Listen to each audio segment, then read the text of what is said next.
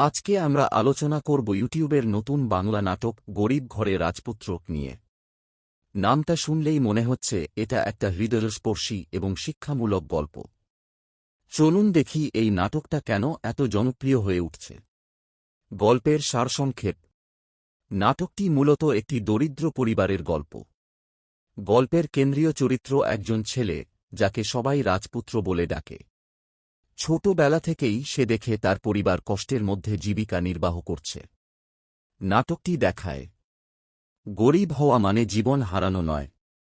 ভালোবাসা, আশা ও আত্মবিশ্বাস মানুষকে যে কোনো পরিস্থিতি থেকে তুলে ধরতে পারে। পরিবার ও সমাজের সহায়তা একজনের জীবনে বড় পরিবর্তন আনতে পারে। গল্পের মধ্য দিয়ে আমরা দেখতে পাই কিভাবে রাজপুত্র তার ছোট ছোট সাহসিকতা এবং ভালো মানসিকতা দিয়ে পরিবারকে স্বপ্নের দিকে এগিয়ে নিয়ে যায়। এটি শুধু বিনোদন নয়, বরং একটি প্রেরণামূলক গল্প। চরিত্র ও অভিনয়। নাটকের চরিত্রগুলো খুবই বাস্তব এবং দর্শকের সঙ্গে সহজেই সংযোগ স্থাপন করে। প্রধান চরিত্রটির অভিনয় খুবই প্রভাবশালী, আবেগগুলো সত্যিই হৃদয় স্পর্শ করে। বাবা মায়ের চরিত্রগুলো সত্যিকারের সংগ্রাম এবং ভালোবাসা ফুটিয়ে তুলেছে। অন্যান্য সহকারী চরিত্র যেমন প্রতিবেশী বা বন্ধুরা গল্পের আবহকে আরও সমৃদ্ধ করেছে।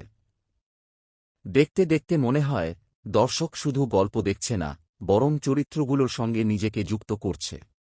এখানেই নাটকটির সবচেয়ে বড় শক্তি, এটি সত্যিকারের মানবিক গল্প বলে দর্শকের হৃদয়ে গভীর প্রভাব ফেলে। গল্পের মূল বার্তা। নাটকটি আমাদের কয়েকটি গুরুত্বপূর্ণ শিক্ষা দেয়। সৎ মন ও ভালো মানসিকতা জীবনে সবথেকে বড় সম্পদ। অর্থের অভাব থাকলেও আত্মবিশ্বাস ও ভালোবাসা জীবনে আনন্দ এনে দিতে পারে। সমাজে যদি সহানুভূতি ও সহায়তা বাড়ে, তাহলে কেউই একা হতাশ বোধ করবে না।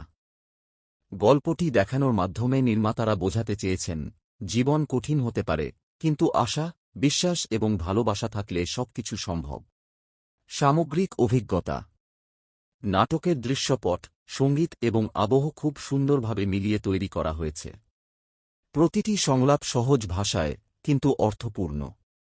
এটি ছোট ও বড় সকল বয়সের মানুষের জন্য উপযুক্ত, কারণ এতে রয়েছে পরিবার, বন্ধুত্ব, আশা ও অনুপ্রেরণা। আমার ব্যক্তিগত মনে হয়েছে, নাটকটি শুধু বিনোদনই নয়, বরং মনের প্রশান্তি ও শিক্ষা দেয়। বন্ধুরা, এটা এমন একটি গল্প যা শেষ